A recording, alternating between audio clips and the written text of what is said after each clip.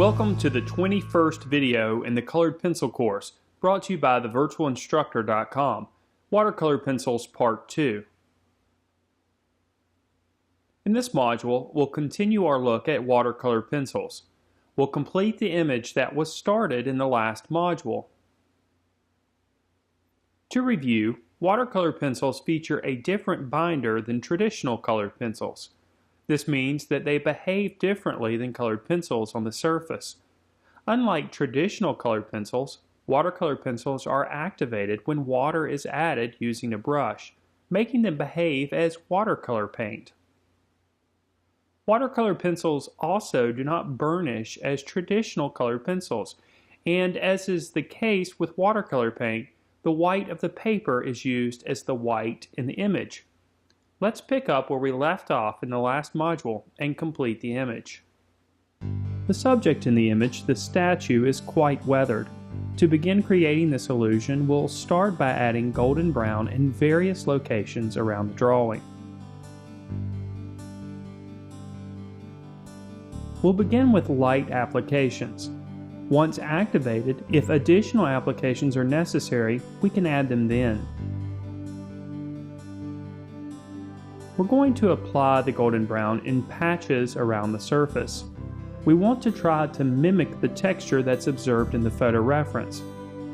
Therefore, golden brown will not be applied everywhere.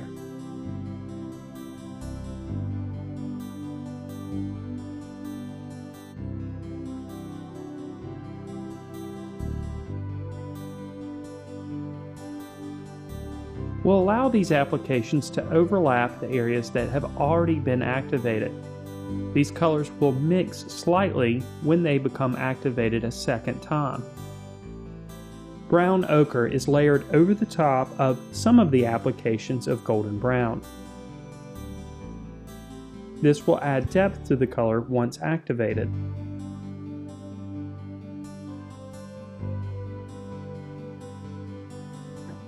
Here again, a very minimal amount of pressure is placed on the pencil.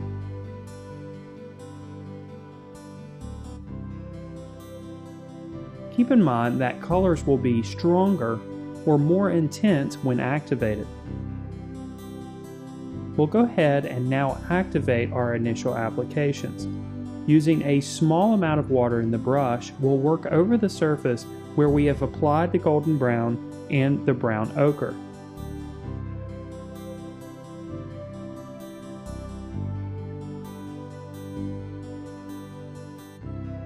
As we do so, we can define the shapes that we want to create of the weathering that is occurring on the surface of the statue.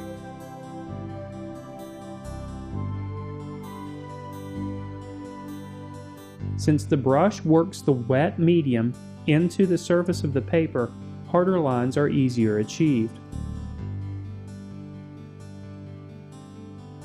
We can also still allow some of the pencil marks to show through the washes. This will add additional texture to the drawing.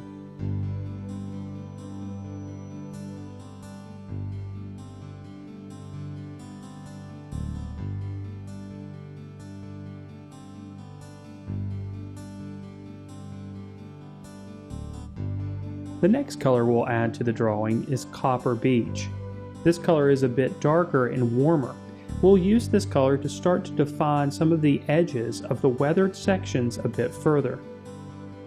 A sharpened pencil is used to accomplish these hard lines.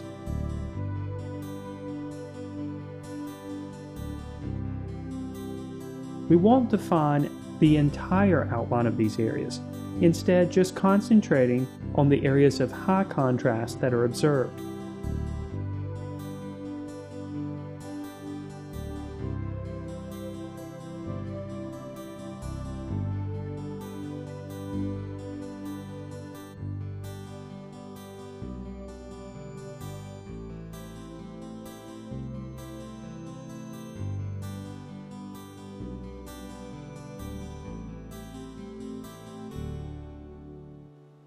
These lines are continued throughout the drawing in various locations on the surface.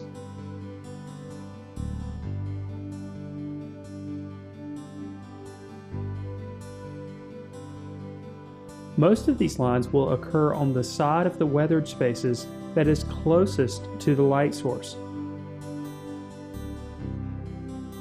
Before activating these areas, we'll go ahead and make some of the values a bit darker using ivory black.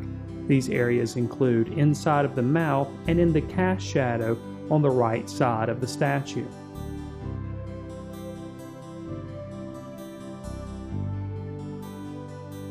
We'll also add a couple of cracks.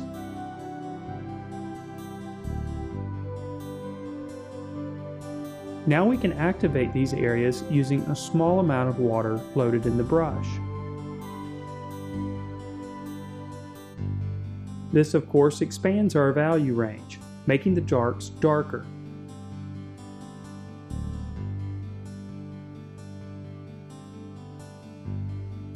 We'll continue activating all the previous applications. As the activation process continues, a small amount of water is used. This is so that more control can be achieved over the brush and that the color is more intense.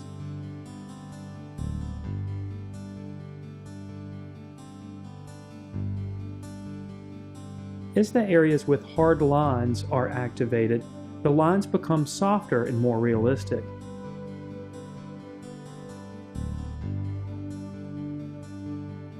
We'll begin to address the area on the outside portion of the statue. This area receives a light application of golden brown. A heavily loaded brush is then used to activate this area. Areas that become too heavy with color can be lifted using a paper towel, while the area is still wet or after applying water to the area. With the surface dry, additional details of texture can be added using copper beech. We can also use this color to define hard edges that may have been lost in the wash process.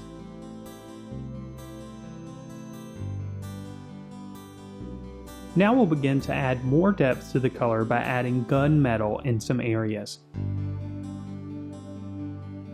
We'll activate these applications as they are made on the surface. To ensure that we have variety in the finished image, we won't apply the gunmetal in all locations, just selected areas within the image.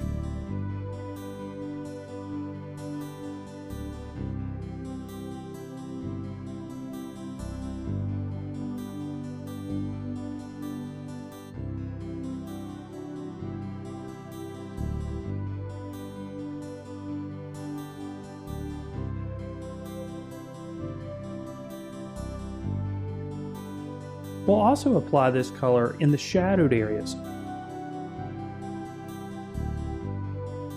Again, just to create some additional texture and variety in tone.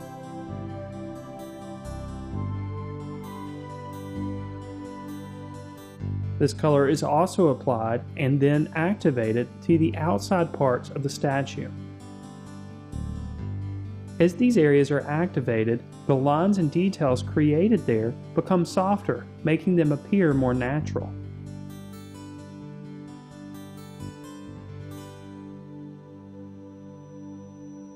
We'll continue adding the gunmetal and then activating it throughout the drawing.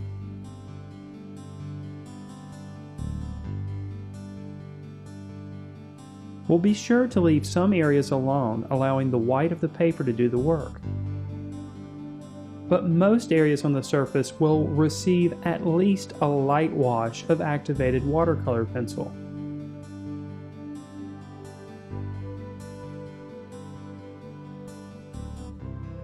Gunmetal is also used on the top portion of the shadow to further define the light source and the form of the statue.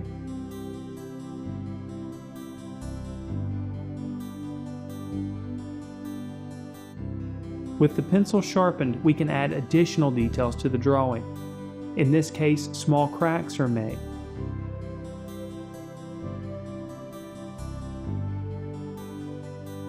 We can go back and make a few of the cracks that were made earlier a bit darker and add a few more details to the texture of the surface.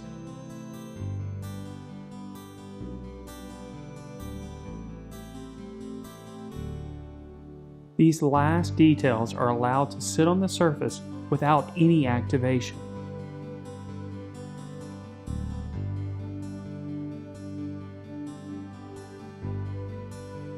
And then our drawing is complete. So what did we discuss in this module?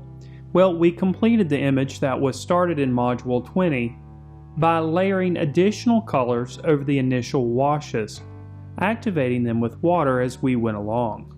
We also added a few details with a sharpened pencil without activating them. In the next video, we'll wrap up the colored pencil course.